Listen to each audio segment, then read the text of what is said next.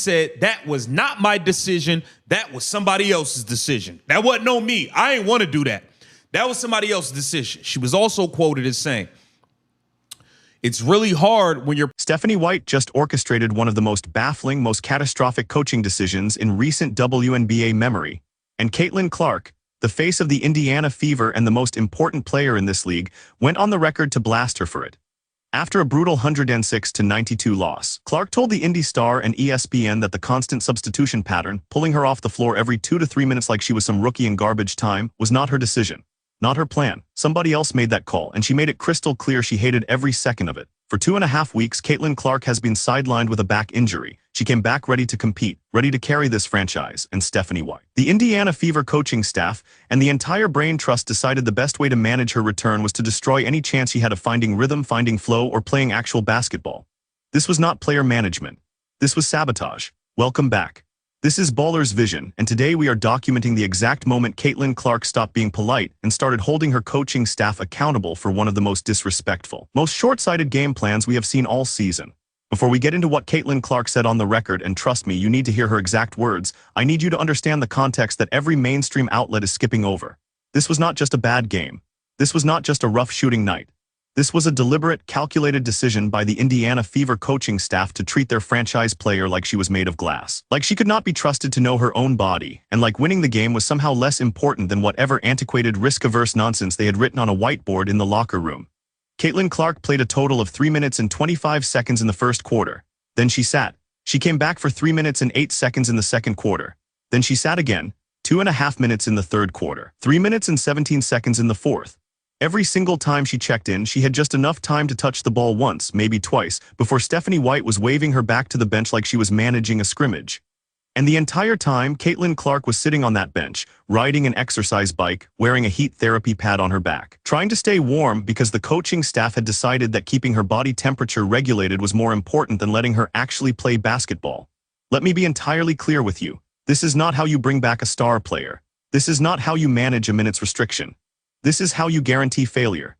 This is how you make sure your best player never finds rhythm, never gets comfortable, and spends the entire game wondering when the next arbitrary substitution is coming.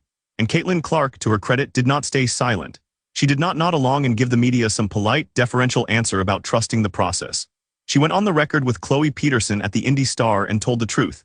And here is the part that should terrify every single person in the Indiana Fever front office. Caitlin Clark is not the type of player to publicly call out her coach. She is not the type to throw her teammates under the bus or create locker room drama. She is a competitor. She is a leader. And when she speaks out like this, when she goes on the record and says that was not my decision, that was somebody else's decision, you better believe there is a deeper frustration that has been building for weeks, maybe months. This was not a one-time mistake. This was the straw that broke the camel's back. Now let me walk you through exactly what happened in this game because the details matter. The Indiana Fever lost to their opponent by 14 points, 106-92. Caitlin Clark finished the game shooting poorly from the field, and every single analyst, every talking head on television is going to look at that box score and say she had a bad game. She was rusty. She needs more time to get back into game shape. But that narrative is a lie. That narrative is what the establishment wants you to believe because it protects Stephanie White, it protects the coaching staff, and it keeps the focus on the player instead of the people who set her up to fail. The truth is that Caitlin Clark never had a chance.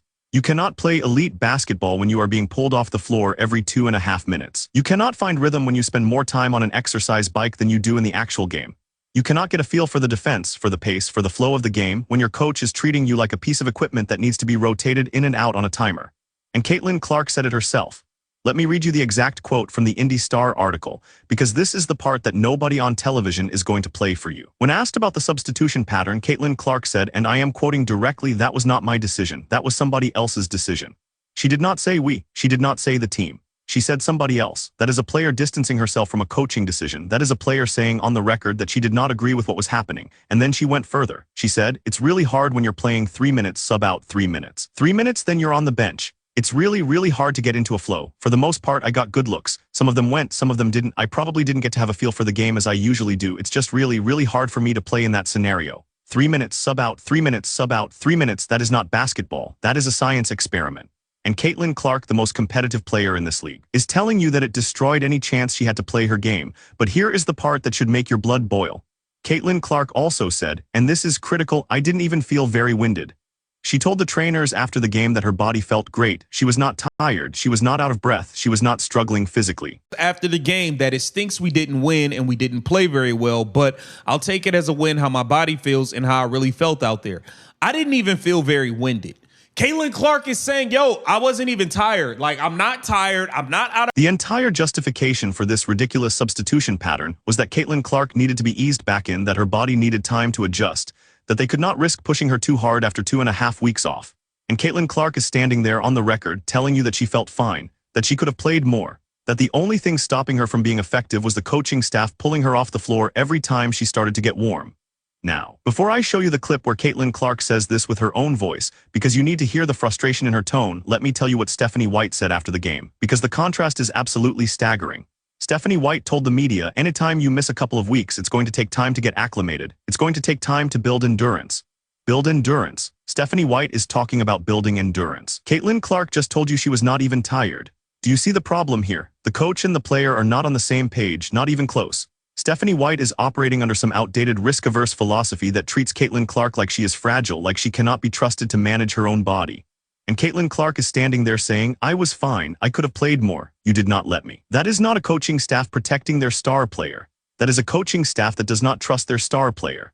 And when you do not trust your best player, when you undermine her in front of the entire league, when you make decisions that prioritize some arbitrary plan over winning the actual game, you lose the locker room. You lose the respect of your franchise cornerstone. And you start the countdown to the day when that player demands out. So let me show you the clip. This is Caitlin Clark speaking to the media after the game. Listen to what she says. Listen to the tone. And then ask yourself if this sounds like a player who is happy with her coaching staff. Competitor, I think I can play more, but sometimes that can get you in trouble. It's a long season. It's a long year, and a couple of games like this isn't going to mess you up. Just get your feel back, and it'll be okay overall. Stephanie White said, anytime you... That was not my decision. That was somebody else's decision. She said it on camera with the entire media watching. After what we just witnessed in that game, after watching her get pulled off the floor over and over and over again like she was some liability, Caitlin Clark looked into the camera and told you that this was not her plan. This was not what she wanted. This was somebody else forcing a decision on her, and she hated it. Let me say that again, because I want every single person watching this video to understand the weight of what just happened. Caitlin Clark, the most important player in the WNBA, the player who sells out arenas, the player who brought an entire generation of fans to this league, just publicly distanced herself from her head coach's game plan. That is not a small thing. That is not a throwaway comment. That is a player drawing a line in the sand. And here is what makes this even worse. This was not the only time Caitlin Clark spoke out. She also said, and this is the part that should make Stephanie White lose sleep tonight, it's just really, really hard for me to play in that scenario. Really, really hard, she said it twice. She wanted you to understand that this was not just inconvenient. This was not just frustrating. This was destructive. This was a coaching decision that made it nearly impossible for her to do her job. And every single person who watched that game saw it. We did not need Caitlin Clark to tell us. We could see it with our own eyes. Every time she checked in, she would get one touch, maybe two, and then she would look over at the bench and see Stephanie White waving her off. She would jog back to the sideline, sit down, get on the bike, and wait. And the entire time, you could see the frustration building. You could see her looking at the scoreboard, looking at the clock, wondering why she was not being allowed to compete. Now let me break down the 4 reasons why this substitution pattern was not just bad, it was catastrophic. And I want you to pay close attention because this is the part that separates a mediocre coaching staff from a competent one. Now, let me show you one more clip because I want you to hear Caitlin Clark talk about the physical side of this. I want you to hear her say in her own words that her body felt great. Because this is the part that exposes the entire justification for this ridiculous substitution pattern as a lie. He said, that was not my decision. That was somebody else's decision. That wasn't on me. I ain't want to do that. That was somebody else's decision. She was also quoted as saying, it's really hard when you're... I didn't even feel very winded. She said it on camera after the game. Caitlin Clark is telling you that she was not tired, she was not out of breath, she was not struggling physically. The entire reason Stephanie White gave for pulling her every 3 minutes was that they needed to manage her endurance, that they needed to make sure she did not push too hard after 2.5 weeks off. And Caitlin Clark is standing there telling you that was never an issue. She felt great. She could have played more. The only thing stopping her was the coaching staff refusing to let her stay on the floor. Do you understand how damning that is? Do you understand what that means? It means that Stephanie White and the Indiana Fever coaching staff made a decision based on fear, based on caution, based on some outdated philosophy that had nothing to do with what Caitlin Clark actually needed. And now, because of that decision, the Fever lost a game they could have won. Caitlin Clark's stats took a hit, and the entire league is going to look at that box score and say she had a bad game when the truth is that she never had a chance. Let me walk you through the minute log one more time because I want you to see just how absurd this was.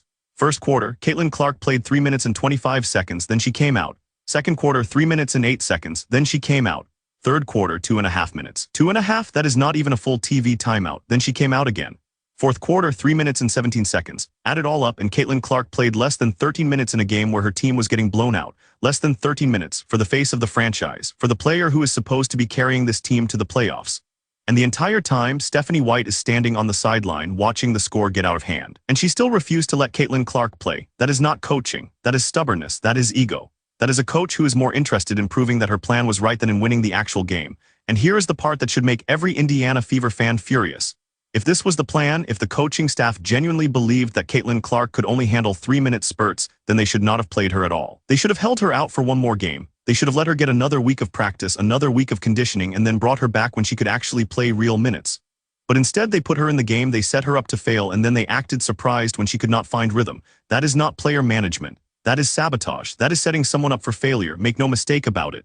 Now let me tell you what happens next. Because I have been documenting this franchise for months, and I am telling you this is the beginning of the end for Stephanie White if she does not change course immediately.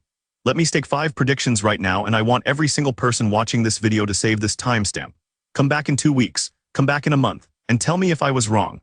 Now let me show you one final clip because I want you to hear Caitlin Clark talk about the long-term perspective. I want you to hear her try to stay positive, try to find the silver lining, even though you can hear the frustration bleeding through every single word. After the game, that it stinks we didn't win and we didn't play very well, but I'll take it as a win how my body feels and how I really felt out there.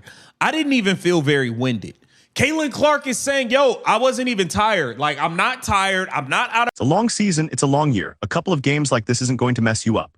That is Caitlin Clark trying to stay positive, trying to convince herself that this disaster does not matter in the long run. But listen to what she is not saying. She is not saying, I trust the coaching staff. She is not saying we are going to figure this out together. She is saying it's a long season, which is code for I am going to have to deal with this nonsense for a long time. That is a player who knows she is stuck. That is a player who knows that the people making decisions are not going to change, and that she is going to have to find a way to succeed in spite of them, not because of them. And here's the closing emotional beat that I need every single person watching this video to understand. Caitlin Clark is out there right now in the present tense doing the thing that every hater said she could not do. She is carrying a franchise. She is selling out arenas. She is bringing an entire generation of fans to the WNBA, and the Indiana Fever coaching staff is wasting it. They are wasting her prime. They are wasting her talent. They are wasting the one opportunity they have to build a championship team around the best young player in the league. And unless something changes, unless Stephanie White wakes up and realizes that she is destroying this franchise from the inside out, we are going to look back on this season as the moment the Indiana Fever lost Caitlin Clark's trust. And once you lose that trust, you never get it back. Now, let me tell you what I need from you. Because this is the part where we turn this video into a movement. This is the part where we make sure the Indiana Fever front office knows that we are paying attention. And here's what is coming next. Tomorrow, we are going to break down the next Indiana Fever game. We are going to see if Stephanie White learned her lesson or if she is going to double down on this disaster. If you are not subscribed, you are going to miss it. Hit the bell because this story is just getting started. This is Baller's Vision. We will see you in the next video. Competitor. I think I can play more, but sometimes that can get you in trouble. It's a long season. It's a long year, and a couple of games like this isn't going to mess you up. Just get your feel back, and it'll be okay overall. Stephanie White said, anytime you... -3 clips at -10 sec, each equals -30 sec total ***.